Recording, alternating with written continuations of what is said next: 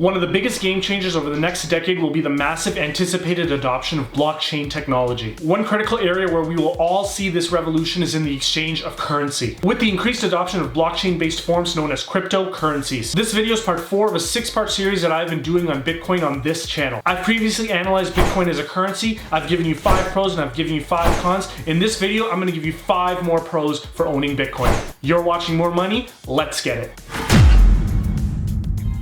What's up everyone? Thanks so much for tuning in. If you're new, I'm Tay, a 20-year veteran of the investment game. I provide a ton of sound and well thought out financial content. To make sure that you don't miss anything, hit that subscribe button, ring that bell for notifications, and of course, smash that like button so that YouTube knows that this channel provides valuable content. The massively popular investment firm ARK Investments said the following about Bitcoin. By unlocking a new mechanism to store and transfer value, cryptocurrencies have the opportunity to create an open foundation of strong assurances in wealth and monetary integrity. And to be honest, I agree with that. Initially, I was not sold on the value of cryptocurrencies, and then entered the pandemic, and we watched our governments push up the federal debt levels to record territory with no real plans to pay it back. I already provided a video about financial repression, which I'll link up here. You really need to see that if you haven't, because you need to know what's coming. And to quickly sum it up, it's a situation where the only way that we'll service our debts is through inflating the currency through printing more and more of it. In other words, spend whatever the heck you want right now and print the currency to pay off your debts in the future. Now imagine that you could just print IOUs to pay off your mortgage, credit cards, and student debt. So what's the problem with allowing governments to just print more and more money? Well, when we have more and more dollars circulating, they inherently become less valuable. Your currency inherently represents the strength of the productive capacity of the economy. If you print more currency, it doesn't just magically increase the productive capacity of that nation. What it does, however, is make each dollar in that nation less valuable. That concept, you already know, is inflation. Now I have to keep it real here. This concept is a bit complicated because some printing or inflation can actually help increase productive capacity, but for the purposes of this video, we'll keep it simple. Now the sad part is, no matter what side of the political aisle you're on, conservative, liberal, Democrat, or Republican, it shows that no one really cares about reducing the national debt when their chosen party is in office. And no judgments, it's a hard thing to do to reduce spending when your guys are in office. And we as young people have to prepare for the coming federal debt crisis in our lifetimes. This leads straight into the first pro for Bitcoin in this video. Bitcoin provides protection against a Western government debt crisis. According to Ray Dalio, we could be on the last legs of a long-term debt cycle. The problem with being on the last steps of a long-term debt cycle is that in order to get through it, we have to deleverage slowly. And by we, I mean the federal governments. Unfortunately, that's easier said than done because there's very few governments that will actually end up deleveraging slowly. Think of the political instability that will be caused by governments reducing entitlement programs. They won't dare do it, they will be voted out of office. It's easier to vilify the rich and tax them more just to keep these programs going as long as possible. The problem with that policy is that you can't just keep taxing the rich more and more without causing a flight of capital. They will eventually leave. And in the US, they know this, which is why it's getting harder and harder to renounce your citizenship. Also with income taxes, there's the Laffer curve issue, which states that if you raise income taxes to rates past 50%, you'll actually take less in with tax revenue. So you're dealing with an optimization problem. The federal government in Canada already felt this problem when they pushed the combined income tax rate above 50%. So as a government, if you're limited with the amount of tax that you can collect, you are forced to print dollars to pay for obligations. Thus, you're forced to inflate your currency. So once again, I spoke about this in a previous video, which I will link up above here, and I go through all the steps as to how they get to financial repression. And to be honest, my personal opinion is that it's not even going to stop at financial repression, because in order to even do that, you still have to curb spending. Spending is not getting curbed. I think there's a huge possibility that Western governments will be mismanaged into austerity measures. As usual, the scapegoats will be the ultra wealthy and the corporations, which inevitably means higher taxes along the way. They're already talking about the concept of taxing unrealized capital gains. My girlfriend Janet Yellen mentioned this. We are not together anymore. And as you already know, wealth transfer taxes are already here. Taxes are even being levied on people who use tax-free savings accounts and make too much money in them. Bitcoin will protect you in this situation, as they can't levy tax on holders of Bitcoin as they don't know who these people are. And as the currency continues to get inflated, Bitcoin actually shields you against the potential of this Western government debt crisis. So let's dig deeper into why that is with the second pro case for owning Bitcoin. As you already know, Bitcoin cannot be inflated. One of the main tenets of financial repression is that the currency is inflated at a rate higher than the short-term government yields. And therefore, governments end up paying back debt with inflated currency, which is good because you're effectively canceling out some of that debt. Bitcoin can't be inflated, so governments can't devalue it. The reason why this is the case is because there's a limited supply of Bitcoin. There are approximately 18 million Bitcoins mined today, and there will only ever be 21 million. And actually, Bitcoin will have the opposite problem, as the currency will actually deflate over time as people lose their passwords, their wallets, or die being the only ones who know their own passwords. This is actually a problem with Bitcoin that nobody's actually discussing at the moment because it'll only serve to push up the value of each Bitcoin. The third pro case for Bitcoin is that it reduces wealth inequality. For poor and young people, as the prices of products go up due to inflation, they will have to use larger and larger proportions of their wages to maintain the status quo. This means that less and less can be put away into savings. Meanwhile, all the benefits of inflation are going to those who already own the portfolios and the property. This is why so many boomers have accidentally become millionaires. They were simply the beneficiaries of property value inflation and inflation reflected in their equity investment portfolios. Bitcoin largely does away with this because if you're being paid and transacting in Bitcoin, you need not worry about currency inflation. You'll actually be able to save more and elevate your economic status at a faster rate than under a fiat system. And you're probably scratching your head right now and you're saying, well, inflation works the same.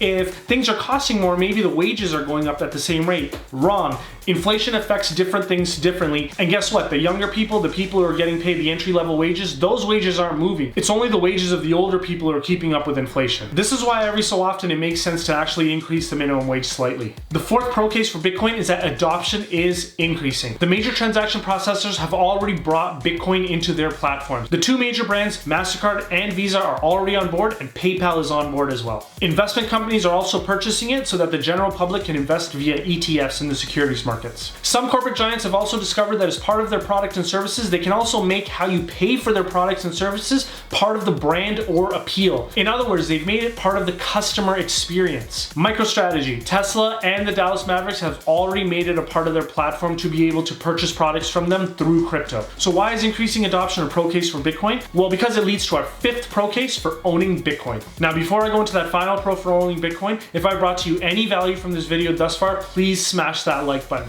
Once again, it really helps YouTube know that this channel provides valuable content, and thus they'll share it with more viewers. Also, my next video will be a continuation of the Bitcoin series that I'm currently doing on this channel. So if you don't want to miss out on that video, please hit that subscribe button and ring that notification bell to be notified when I upload that video. The final pro case for Bitcoin is that it is undervalued. Yes, you heard that right. It's undervalued. Now, before you turn away, hear me out. Only 600,000 or 700,000 addresses own Bitcoin. And if Bitcoin is actually going to be the global standard currency for at least cross-border transactions, which I believe it will become, then that means the 21 million coins have to become more widely held. Thus, increased adoption will only serve to increase the demand for the currency and thus increase its value. Also, the increase in the global population and increases to global productivity will also serve to increase the value of the digital currency. I'll leave you with Cathie Wood's view. She believes that cryptocurrency value and market share dynamics will be power law distributed, meaning that a few cryptocurrencies will capture the majority of the value. Bitcoin's got a huge head start on the competition. It will absolutely be one of the winning currencies. Now, if you want to learn more, click on these links right here for more videos on the Bitcoin series. Thank you very much, everyone. I'll see you later.